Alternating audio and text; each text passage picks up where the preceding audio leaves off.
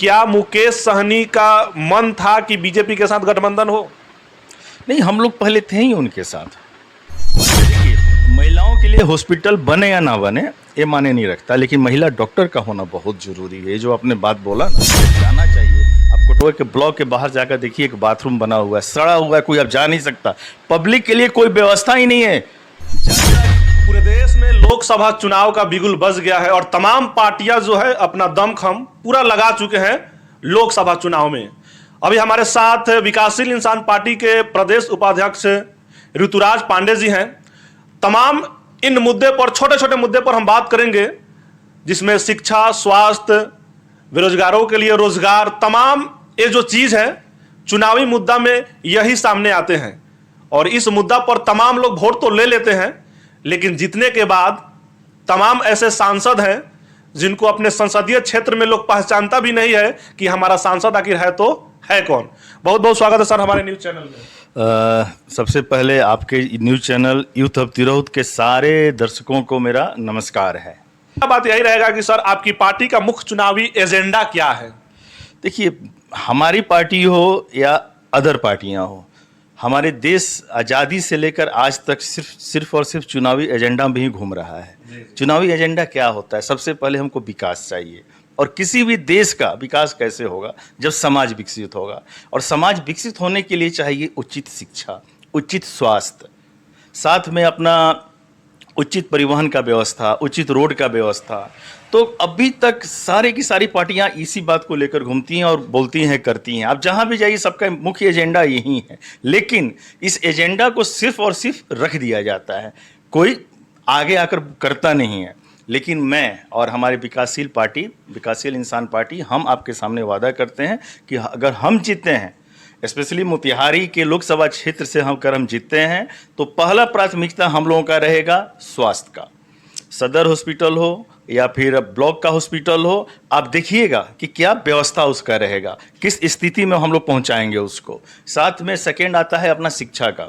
जितने स्कूल बने हुए हैं, मिडिल स्कूल हैं, हाई स्कूल हैं, सब जर्जर व्यवस्था में है। सरकार की तरफ से फंड आता है, फंड कहाँ जाता है मालूम नहीं है। मिड डे मील का क्या बुरा व्यवस्था है आपको मालूम ही है सब कुछ। स्कूल में बेंच नहीं है, लाइट है तो फैन नहीं है, बाथरूम है तो दरवाज़ा नहीं है, पानी नहीं है। अब जब तक स्वस्थ बच्चों को स्वस्थ चीज़ें नहीं हम लोग देंगे, तब तक बच्चे कैसे पढ़ाई करेंगे? बच्चों की गलती नहीं है। तो अब क्या हो रहा है कि अब हम लोग मतलब इंटरनल रूप से मेहनत किए हुए हैं कि अगर हमको सरकार, आप लोग मौका देते हैं, जनता हमारी मौका देती है, तो हम लोग बृहद रूप से अच्छे ढंग से अपने एजेंडा के साथ इसको हम लोग आगे ले जाएंगे कि जब हम इसको सुधार देंगे ना, तो बाकी सब कुछ सुधर जाएगा। और तीसरा आता है बेरोजगारी और उद्योग। बहुत बहुत माने रखता है कि भाई इतना बेरोजगारी हमारे अंदर है। आप सोचिए, बिहार से पलायन की जो स्थिति बनी हुई है, हम खुश हो जाते हैं कि भाई हमारे लोग पंजाब में हैं, हमारे लोग गुजरात में हैं, हमारे लोग कलकत्ता में, कितना शान से बोलते हैं। क्या ये अच्छी बात है? हमारे पास कुछ नहीं है तो ही तो हमारे लोग वहाँ पे हैं। तो हम लोग कोशिश करेंगे। और अभी जो हमारे महागठबंधन के तेजस्वी जी का आप लोगों ने देखा ही होगा कि कम समय में बहुत कुछ उन्होंने दिया है। मात्र महज अपना 16-17 महीने में ही उन्होंने बहुत कुछ दिया है हमारे बिहार वासियों को। और उम्मीद है कि आने वाले समय में अगर हम लोगों की सरकार बनती है, तो एक सारे यूथ लोग मिलकर, सारे युवित नेता लोग मिलकर बहुत कुछ बिहार को सौंपेंगे और बिहार को देंगे हम लोग। विकासशील इंसान पार्टी महागठबंधन के साथ गठबंधन की है, कितने सीट मिले हैं? देखिए, हमारे जो सुप्रीमो मुकेश सहनी जी हैं, उन्होंने बहुत परिश्रम करके इस पार्टी को खड़ा किया है, बहुत मेहनत किया है। उन्होंने दिन को दिन नहीं, रात को रात नहीं समझा है और मेहनत किया। मेहनत करने के बाद हमारी बातें और भी कहीं चल रही थी, लेकिन कुछ ऐसी चीज़ें थी जो विचारों का सम्मेलन नहीं हो पाया, नहीं मिल पाया। तब हम लोग आरजेडी के साथ गए हैं। आरजेडी ने हम लोग को 3 सीट दिया हुआ है, जिसमें अपना मोतिहारी लोकसभा क्षेत्र हो गया, झंझारपुर हो गया और गोपालगंज हो गया। और इन तीनों क्षेत्रों में हम लोग बहुत ही अच्छे ढंग से तैयारी कर रहे हैं। झंझारपुर में हमने अपना उम्मीदवार हैं अपना सुमन सेठ जी हैं, उनका हम लोगों ने नाम घोषित कर दिया है और वहाँ तैयारी सब चल रहा है। 1 से 2 दिन के अंदर मोतिहारी और गोपालगंज में ही कर देंगे। क्या होता है कि नई पार्टी है तो बहुत ऐसे चीज़ों पर सोचना पड़ता है, विचार करना पड़ता है कि हम कैसे करें। और अभी चुनाव का है, अभी हमारे पास 40 दिन के आसपास बचता है, तो 1-2 दिन में हो जाता है तो फिर हम लोग बहुत अच्छे ढंग से तन मन से लग जाएंगे। आज से कुछ समय पहले मुकेश सहनी जी संकल्प यात्रा निकाले थे, जिसके थ्रू जो भी प्रखंड में जहाँ पे उनका काम हुआ, जहाँ पे उनके रैलियाँ हुई, वहाँ पे एक वचन दिलाते थे, संकल्प दिलाते थे और एक बात बताते थे कि आप लोग इतना हुजूम में आइए, इतना जोर से नारा लगाइए कि दिल्ली का तख्त हिल जाए। क्या मुकेश सहनी का मन था कि बीजेपी के साथ गठबंधन हो? नहीं, हम लोग पहले थे ही उनके साथ, हमारी बात विचार चल रही थी और विधानसभा के चुनाव तो उनके साथ लड़े थे हम लोग। और उन्होंने आश्वासन भी दिया था हम लोगों को कि हम लोग आपका जो निषाद समाज के आरक्षण की बातें हैं उसको हम लोग करेंगे। उसी को देखते हुए हम लोग उसके साथ जुड़े भी हुए थे और मुकेश जी ने तो अपने समाज के लोगों को जगाया है। मैं तो आपसे ये कहना चाहूँगा कि देखिए, भारत का कोई भी समाज हो वो भारतवासी है, वो देश का है। ऐसा नहीं है कि वो निषाद समाज है और ये कुशवाहा समाज है, भुंजार समाज है, ब्राह्मण समाज है। हर एक समाज के नेतृत्व करने के लिए एक नेता होना चाहिए जो उनको जगाए। एक परिवार में एक गार्जियन होता है तो एक गार्जियन का होना जरूरी है। तो उन्होंने अपने समाज को जगाया है, तो इसका मतलब ये नहीं कि मुकेश सहनी जी सिर्फ और सिर्फ निषाद के लिए हैं, ऐसा नहीं है। मैं आपको बताना चाहूँगा आपके चैनल के माध्यम से, वो सबके लिए हैं, हर एक जनता के लिए हैं, सबका सुनते हैं और सबके लिए करते हैं। लेकिन जनता में कुछ असंतोष है कि मुकेश सहनी का गठबंधन बीजेपी के साथ होने वाली थी, अब क्या हुआ, नहीं हुआ, गठबंधन नहीं हुआ। यही चीज़ें थी कि जो उन्होंने अपना संकल्प लिया था अपने लोगों से कि भाई आरक्षण नहीं तो वोट नहीं।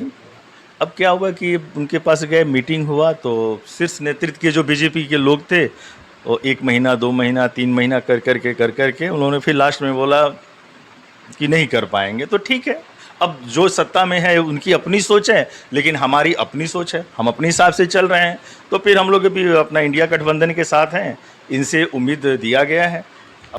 लास्ट सवाल मेरा रहेगा, विधानसभा हो या लोकसभा हो, प्रॉपर हम लोगों का जो क्षेत्र है वो कल्याणपुर है और यहाँ जो अस्पताल है आज़ादी के बाद आज तक महिलाओं के लिए प्रॉपर एक अलग स्वास्थ्य विभाग में जो अस्पताल है नहीं बना है और न ही उसके लिए एक महिला डॉक्टर है कि अगर महिला को कुछ हो जाए तो उसका चेकअप महिला डॉक्टर कर दे। और इसी आनंद फार्म में जब लोग यहाँ से रेफर करता है कि जाइए सदर मोतिहारी, तो जाने के क्रम में बहुत सारी महिलाएं जो है वो मर जाती है। इसके लिए क्या प्रावधान है? क्या महिलाओं के लिए एक हॉस्पिटल यहाँ पे बनेगा प्रॉपर महिलाओं के लिए और महिला डॉक्टर होनी चाहिए? देखिए, महिलाओं के लिए हॉस्पिटल बने या ना बने ये माने नहीं रखता, लेकिन महिला डॉक्टर का होना बहुत ज़रूरी है। जो आपने बात बोला ना, क्योंकि 50% की आबादी जो हमारे देश में है, तो ये अपना कोई भी अस्पताल हो, अगर सदर अस्पताल को छोड़ देते हैं तो मुझे लगता है कि जितने हमारे प्रखंड में या ब्लॉक में हॉस्पिटल हैं तो वहाँ सिर्फ जेंट्स, अधिकतर जेंट्स ही आपको मिलेंगे। लेकिन लेडीज और जेंट्स का होना बहुत ज़रूरी है। इसी को मैंने बोला ना कि हमारा पहला जो हम लोगों का प्राथमिकता रहेगा वो स्वास्थ्य, शिक्षा, लाइट, बिजली, ये सब तो नॉर्मल चीज़ें हो गई, लेकिन स्वास्थ्य और शिक्षा बहुत ज़रूरी चीज़ है। इतने हम पिछड़े हुए हैं, सरकार से फंड आते हैं, फंड कहाँ चला जाता है पता नहीं चलता है, कोई आवाज़ उठाने वाला नहीं है। मैं आपसे पूछना चाहता हूँ कि आपके कल्याणपुर विधानसभा 16 में के आपके हॉस्पिटल में आप जाकर पूछिए पिछले 5 साल में हमारे माननीय संसद महोदय ने कभी कदम रखा है? आप पूछिएगा जाकर उनसे कि कभी कदम रखा है। तो हमने बोला गलती हमारी जनता की है। कोटवा में कुछ दिन पहले हमारे बीजेपी के लोगों ने रखा था, बहुत अच्छी बात है, संकल्प यात्रा था उनका। क्यों क्या वहाँ से वो लोग उठकर कोटवा के ब्लॉक में और कोटवा के हॉस्पिटल में गए, कोटवा की स्कूल में गए? जाना चाहिए। अब कोटवा के ब्लॉक के बाहर जाकर देखिए, एक बाथरूम बना हुआ है, सड़ा हुआ है, कोई अब जा नहीं सकता। पब्लिक के लिए कोई व्यवस्था ही नहीं है। जनता का मतलब 5 साल में 1 महीना पहले ये लोग का आना और जी मैं तो आपके लिए समर्पित हूँ, मेरा तन मन सब कुछ आपके लिए है, और जीत जाने के बाद फिर लोकतंत्र का मजाक उड़ाते हुए राजतंत्र के रास्ते पर ये लोग चल पड़ते हैं। एक गलती हमारी है, लेकिन आने वाले समय में हम लोग इसको पूर्ण रूप से व्यवस्था करेंगे। जो भी हो, जैसे भी हो, आवाज़ उठाना हो, कोशिश जरूर रहेगा कि एक महिला डॉक्टर का व्यवस्था किया जाए इसके लिए। अंतिम सवाल, उन तमाम वोटरों से क्या कहेंगे, किस मुद्दा पर इस बार वोट देना चाहिए वोटर को? हर बार आता है, लोग बहला लेता है, फुसला लेता है, वोट ले लेता है, ले जाने के बाद फिर गायब। इस बार क्या आप आपका मत क्या रहेगा उन तमाम मतदाताओं के लिए जो मत करने जाएंगे? देखिए आज आज सोचकर मत देना चाहिए। आज के मतदाता बहुत ही समझदार हो गए हैं। दिन प्रतिदिन अपना साइंस विज्ञान बढ़ते तरक्की कर रहा है। सोशल मीडिया, फेसबुक, व्हाट्सएप ये सब के जरिए हर एक चीज़ सबको मालूम हो रहा है और सब जनता देख रही है। फिर भी मैं आप जनता से मैं निवेदन करना चाहूँगा, पहली बात तो वोट जरूर दें। वोट के दिन छुट्टी होता है तो छुट्टी का मतलब ये नहीं कि आप घर में रहें या अपने काम में बिजी हो जाएं। वोट के दिन छुट्टी इसलिए दिया जाता है कि आपको वोट देना है। और आप जनता जनार्दन जिसको भी वोट देने जाएं उसके लिए ज़रूर सोचें कि वो कैंडिडेट कैसा है, क्योंकि अगर जीतता है तो वही आपका प्रधानमंत्री है। मैं आपसे बोलना चाहूँगा कि वहीं आपके सुख दुख में सेंट्रल से जो बैठे हुए हैं दिल्ली में वो आपके पास नहीं आएंगे कभी भी, लेकिन ये जो रहेगा आपका, हमारे जो संसद महोदय जीतेंगे ये आपके पास जरूर आएंगे, लेकिन उतने योग होने चाहिए कि आपके बातों को समझ सकें। अभी तो हमारे कैंडिडेट का नाम नहीं आया है इसलिए मैं कुछ नहीं बोल पाऊँगा, लेकिन हाँ फिर भी आप जरूर सोच समझ कर ही वोट दें। चलिए, ये थे ऋतुराज पांडे जी। क्या के बाद कमेंट बॉक्स में एक छोटा सा मैसेज जरूर लिखिएगा कि आखिर आपके मन में इन तमाम सवाल और तमाम मुद्दा के प्रति आपके विचार और आपके मन में क्या विचार चल रहा है। जय हिंद।